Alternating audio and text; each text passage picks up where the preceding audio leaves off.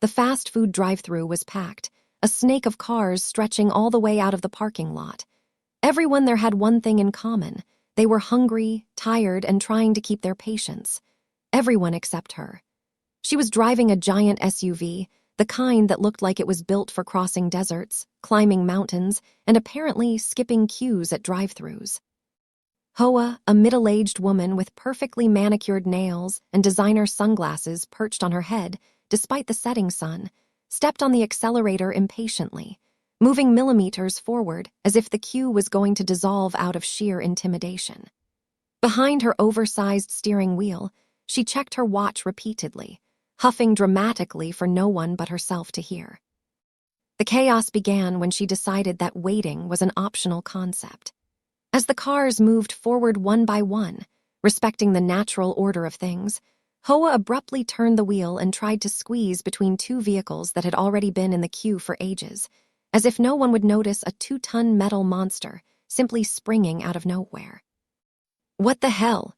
The horn of the car next to her blasted almost at the same time as a muffled scream from someone inside the vehicle. Hoa didn't even blink. In her mind, this was her divine right. The other drivers began to realize what was happening. Heads leaned out of windows, fingers were pointed. Expressions of disbelief formed as people checked their rearview mirrors. No one liked a line breaker, especially when everyone was at their wits' end after a long day. But she didn't care. With a sudden movement, she threw the car even further forward, almost pressing a Honda Civic against the side of the drive-thru. It was as if she believed that if she pushed hard enough, the queue would magically rearrange itself around her urgent need for a burger. It was at that moment that two significant things happened simultaneously. First, the drive-thru attendant noticed the confusion. A teenager wearing a red cap who looked like he'd seen too much for his young age appeared at the cashier's window. Second, a woman in a wheelchair-accessible van 3 cars back started honking frantically. The attendant looked at Hoa in the SUV, looked at the queue, and after a second of contemplation, he picked up the microphone and spoke into the sound system. "Attention, people in line. We have a special female driver here who thinks she can ignore all the laws of civilization." The entire drive-thru erupted in murmurs and laughter. People inside the cars started recording with their phones, some even narrating as if it were a wildlife documentary. And here we see the entitled Karen in her natural habitat. One man said loudly into his phone. Hoa huffed, gesturing furiously inside the SUV. She rolled down her window violently, ready to unleash her fury on the attendant, but he just smiled, the kind of smile that says, "I earn too little to put up with this, but I'm going to have fun anyway." From behind, the wheelchair van's door slid open, and a woman in scrubs maneuvered a wheelchair to the ground. The woman, Dr. Sarah Chen, was still wearing her hospital ID badge after a 16-hour shift in the ER. She carefully helped her elderly mother, who was frail and using an oxygen tank, into the wheelchair. "Excuse me," Dr. Chen called out, her voice carrying the authority of someone used to emergency rooms. "My mother needs her medication with food, and we've been waiting for 30 minutes. You can't just cut in front of everyone." Hoa looked at Dr. Chen as if she had just spat on the United States flag.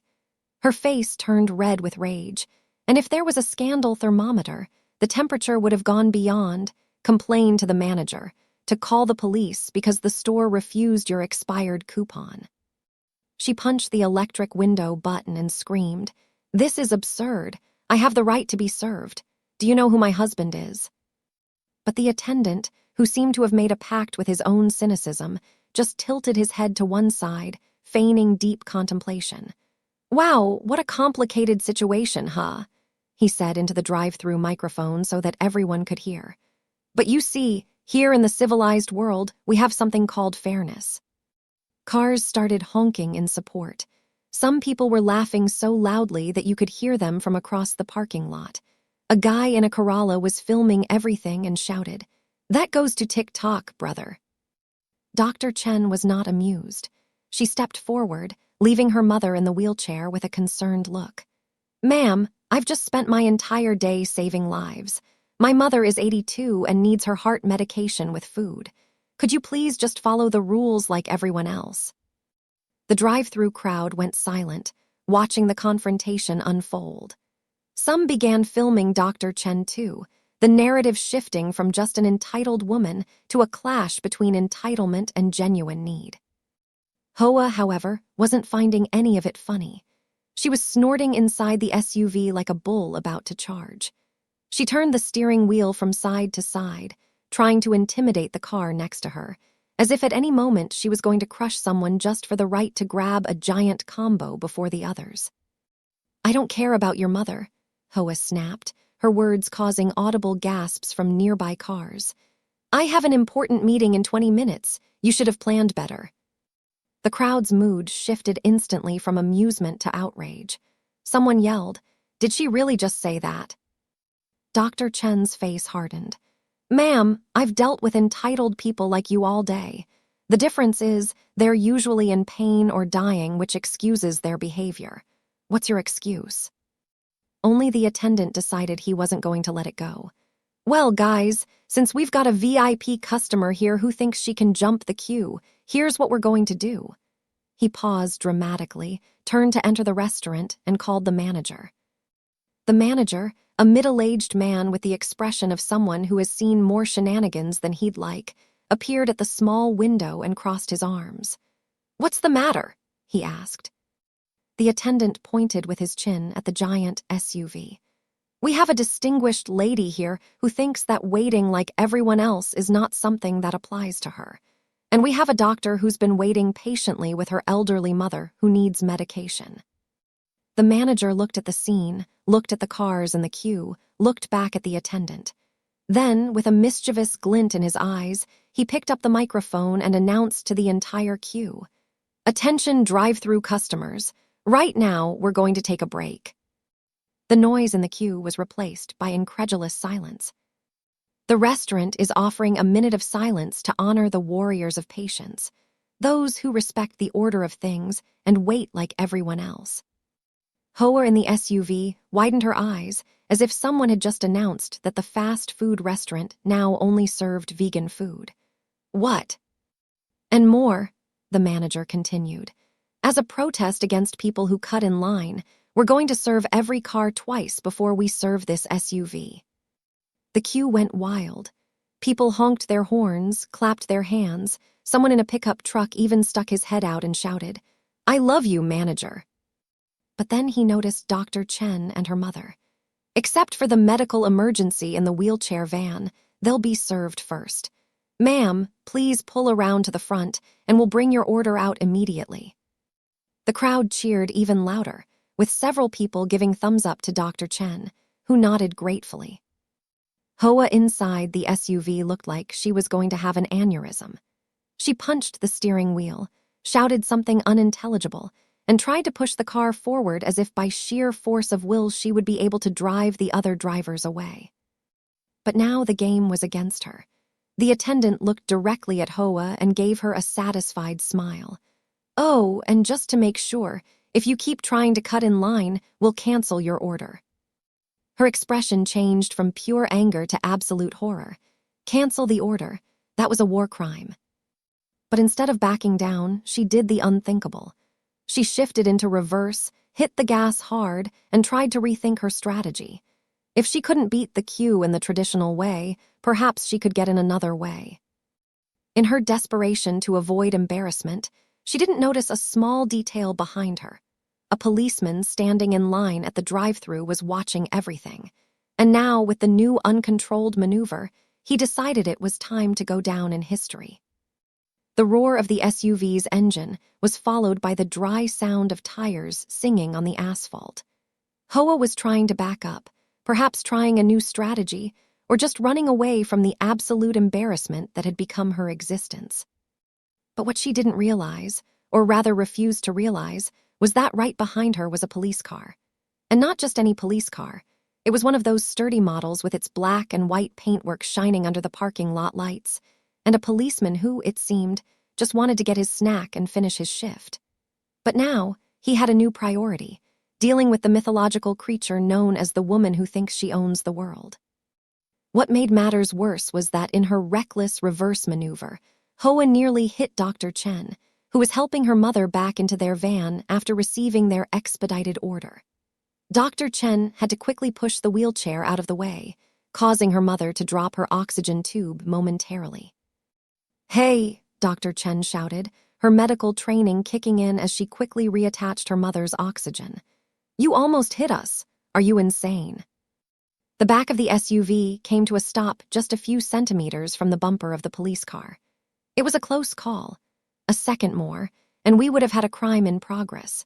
But what really sealed her fate was the look of sheer exhaustion on the policeman's face as he slowly picked up the radio and said something before opening the door and getting out of the car. Silence spread through the drive-thru. The people in line were paralyzed between the emotion of seeing justice done and the desire to pull out popcorn and watch it as if it were a live show. Hoa, on the other hand, still didn't seem to understand that her game was up.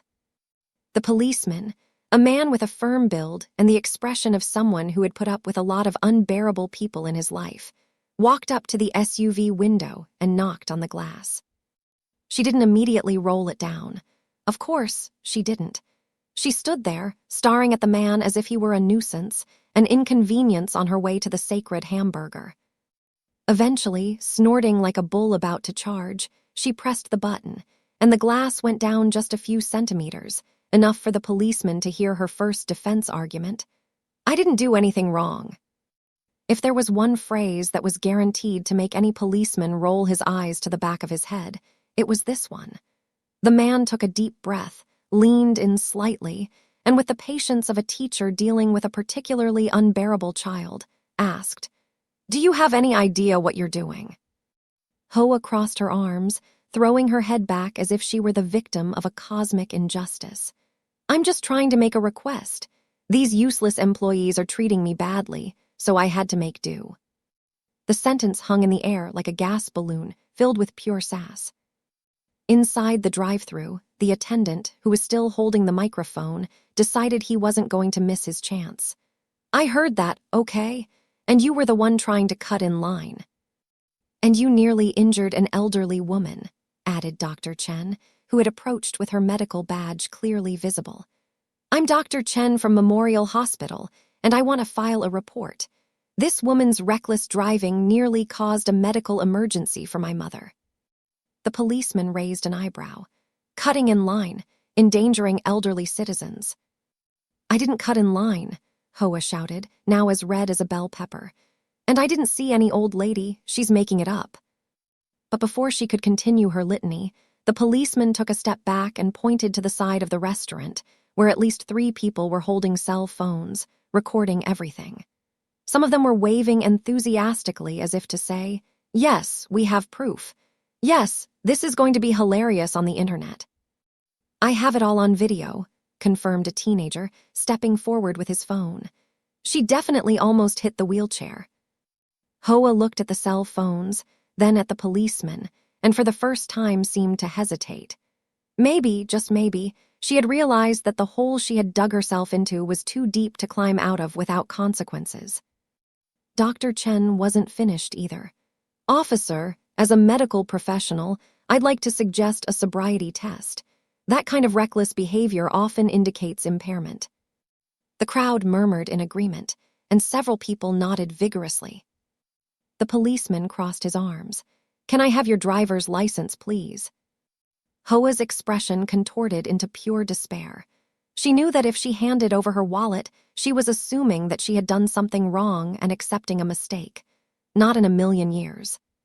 So she did what any completely clueless person would do. She tried to speed up and get out of there. The problem, she was inside a drive-thru. The policeman sighed deeply. It was the kind of sigh that said, "I wish I was at home watching TV right now, but here I am dealing with this bullshit. Turn off the car, now." Finally, with a sudden movement, she turned off the car and threw her hands on the steering wheel, defeated. The policeman held out his hand again. "Driver's license." Slowly, with clenched teeth and the expression of someone who had just chewed an entire lemon, she pulled out her purse and handed over the document. The policeman took it, gave her one last look, and said something that made everyone burst out laughing.